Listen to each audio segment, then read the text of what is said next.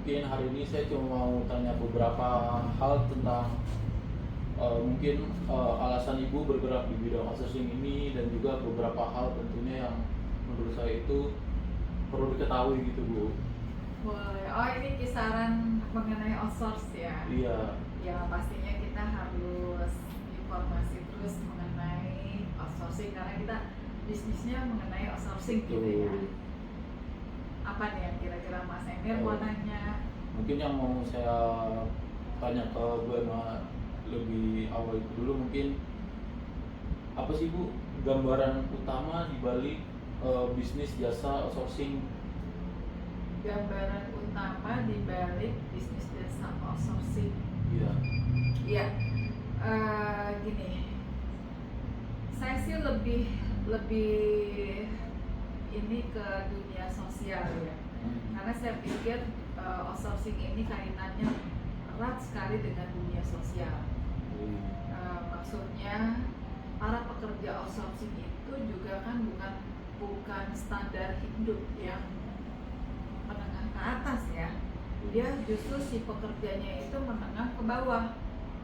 Tuh, banyak yang para pekerja itu hanya misalnya lulusan SMP, maksimal tuh lulusan SMA.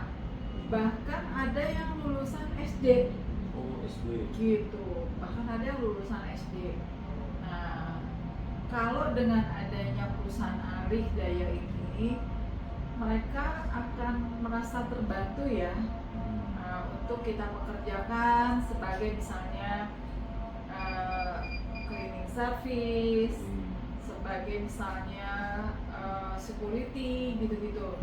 Mereka akan terbantu karena standar mereka gini, harapan mereka untuk mohon maaf nih untuk di perkantoran mungkin agak sulit. Jadi salah satu bidang pekerjaan yang bisa membantu mereka itu adalah outsourcing ya. Gitu. Jadi ya arahnya ke sana. Berarti selain dari Ibu fokus di sisi bisnisnya, berarti Ibu juga fokus di sisi sosialnya juga ya Bu? Apa yang bisa perusahaan ini berikan ke masyarakat di luar sana? Betul, sangat betul. Saya pengen banget membantu mereka supaya mereka bisa juga bekerja, mencari nafkah seperti ya karyawan lainnya ya. Berarti lebih kepada bantuan sosial dan ekonomi ya Bu? Betul. Baik. Selain dari sisi sosial dan juga bisnis, apa ada sisi yang lain Bu yang Ibu fokuskan di dalam bisnis ini Bu? Ya, salah satu gini ya, kita kan sebetulnya kalau bekerja dalam hal bertindak itu selalu utamakan bermanfaat untuk orang lain.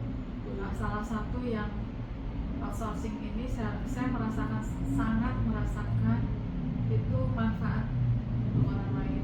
Jadi kita bisa bantu banyak orang dari berbagai daerah. Bahkan kita kalau misalnya di Ambon, di luar kota, dimanapun gitu tuh, ya kita pekerjanya kita rekrut dengan area setempat ya. Jadi ya sangat bermanfaat aja gitu. Dan ternyata memang banyak teman-teman yang masih tamatan SMA, tamatan SMP gitu yang butuh pekerjaan. Dan yang sangat memungkinkan mereka pekerjaan ini adalah ya sejenis outsourcing ini gitu. Berarti kalau dari sisi sosialnya ini Bu, ada nggak sih Bu tantangan terbesar yang Ibu pernah lewati atau Ibu pernah temukan dalam menjalankan studi Ibu? Kita namanya kan mengelola orang ya. Iya. Yang kita kelola itu orang. Maaf, yang jasa ya. Jadi jasanya yang kita kelola ini ya. Jadi manusianya nih yang kita kelola. Ya kadang-kadang yang namanya kita mengelola manusia, yang kita kan kalau jual barang ya udah, misal kita jual tas nih jelek ya berarti tas ini nggak laku gitu ya.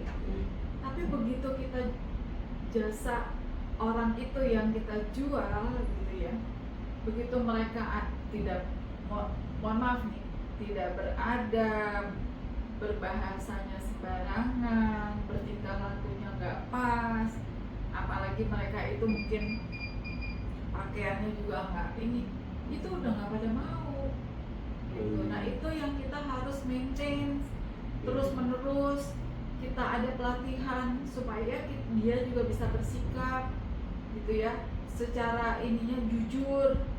Nah, hal-hal itu yang kita utamakan gitu. Karena kalau udah nggak jujur udah nggak bisa tuh. Tapi kalau dia perilakunya agak kurang pas, kita masih bisa benahin. Tapi kalau begitu dia nggak jujur, kita nggak bisa tuh. Berarti kalau dari Bintang sendiri, selain ada pelatihan dari sisi SDM-nya, ada juga pelatihan service atau hospitality juga ya Bu? Ada. Karena memang bagaimana kita mempersembahkan yang terbaik buat pelayanan kita di kliennya. Berarti misalnya dia di rumah sakit, ya mengenai hospitality tentang rumah sakit gitu. Di perkantoran ya untuk perkantoran gitu. Kalau untuk dari sisi karyawannya sendiri Bu, atau pekerja cleaning service atau security, ada nggak Bu yang pernah mungkin cerita ke Ibu kisah-kisah dia yang bisa inspiratif yang bisa di-share kepada para penonton ini? Oh, banyak banget ini luar biasa. Ini kisah nyata dan memang true story dan memang real saya alami gitu ya. Jadi ada beberapa karyawan outsourcing kami di lapangan itu di sebuah bank, saya nggak usah sebutin banknya. Bank ini juga sudah bekerja sama dengan kita itu sekitar 15 tahun sudah ya. Bayangkan ini teman ini ya yang bekerja ini, si pekerja ini dari dia yang namanya cleaning service kan ya, pekerjaannya kan ngosek kamar mandi, ngebersihin lantai, ngebersihin semua toilet dan lain sebagainya gitu ya, kaca apa segala macam. Itu kalau di bank memang kan pembayarannya bagus ya, dan upahnya juga sesuai dengan standar UMR. Kemudian dia juga dapat kalau misalnya ada tunjangan sudah pasti. Misalnya lembur mereka juga dapat ketentuan lembur yang hitungannya sesuai dengan pemerintah. Nah, pada saat dia tuh jadi dia kerja pagi, selesai jam 5 dia langsung kuliah dan dia lulus sebagai sarjana ya. Saya tanya dong sama si anak ini, mau nggak kerja di kantor? Karena saya pikir dia udah kuliah, dia udah sarjana, sayang ilmunya nggak dipakai gitu kan. Saya tawarkan ke si anak ini, gimana kalau kerjanya di kantor? Nggak mau Bu, saya mau tetap di sini. Oh, di cleaning service. Di cleaning service, dia sebagai cleaning dia tetap mau, walaupun dia sudah sarjana. Itu aku luar biasa, hebat. Karena memang bagi sebagian orang melihat cleaning ini sebuah pekerjaan yang, mohon maaf ya, tapi bagi sebagian orang dia bersyukur mendapat pekerjaan itu. Ya apalagi mungkin ini di sebuah bank yang upahnya juga UMR. Kalau dia mungkin sesuai dengan ilmunya gitu, belum tentu upahnya sama. Dia kalau ditambah lemburan, ditambah upah, ditambah tunjangan-tunjangan lainnya, itu dia bisa dapat sebulan itu belasan juta.